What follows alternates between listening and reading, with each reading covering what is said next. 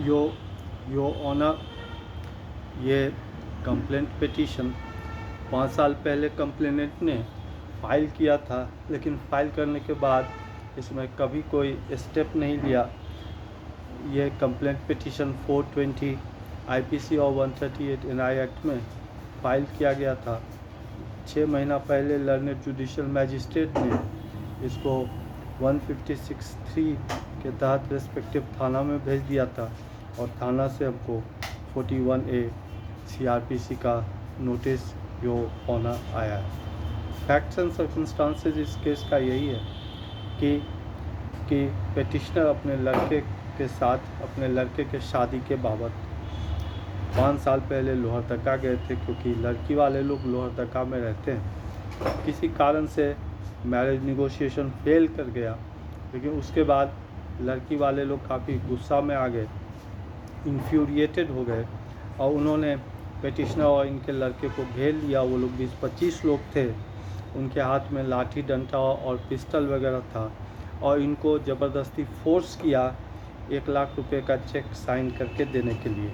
यो honour, check पर petitioner ने नहीं साइन किया था, पेटिशनर के लड़के ने किया था, जो इस केस में एक्यूज्ड भी नहीं है। यो ऑनर, जैसे ही पेटिशनर और इनका लड़का जान बचा करके वहाँ से हटे, इन्होंने मामले की सूचना एसएसपी लोहरदगा और महामहिम झारखंड के राज्यपाल को दी और वो दोनों कंप्लेंट जो इन्होंने एसएसपी और गवर्नर साहब को दिया था, यो ऑनर के पेरूजल के लिए बेल पिटीशन में एनेक्स किया है मैंने। योर लॉर्डशिप, कंप्लेंट पिटीशन देखा जाएगा, इसमें ना ही चेक एनेक्स हुआ है, ना ही बैंक मेमो एनेक्स हुआ है, ना ही लीगल नोटिस, जो कि मैंडेटरी है 138 एनआई एक्ट के केस को इंस्टीट्यूट करने के लिए, और कोई लीगली रिकवरेबल डेट भी नहीं है।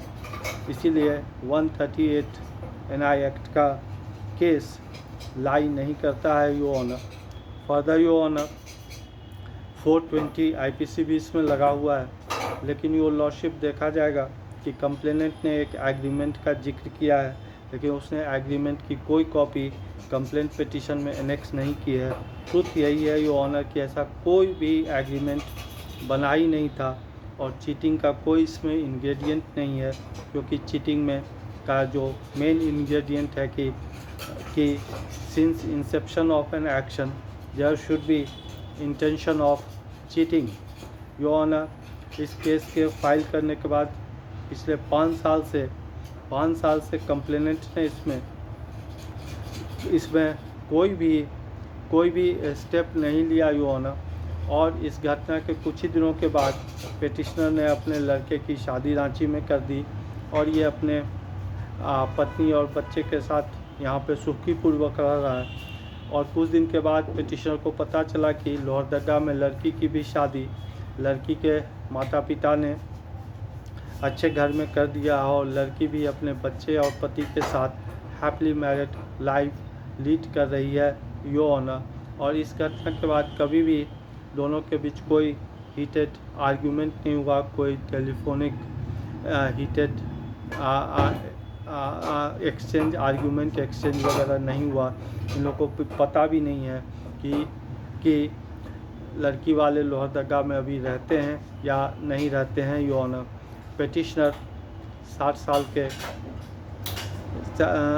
व्यक्ति हैं और इनका कोई क्रिमिनल एंटीसीडेंट नहीं है, काफ़ी गरीब हैं। इनका एक बाइसिकल रिपेयर का शॉप है यो ऑनर। इसीलिए in the facts and circumstances of the case it is humbly prayed before your honour that ABP may kindly be allowed, and in the meantime during the pendency of this case, if your honor deems it fit and proper, may kindly give protection of no coercive to the petitioner। और your honor, petitioner ने check में sign नहीं किया है, petitioner के लड़के ने check में साइन किया है, जो इस केस में कंप्लेनेंट ने उसको एक्यूज भी नहीं बनाया है। your honor, obliged।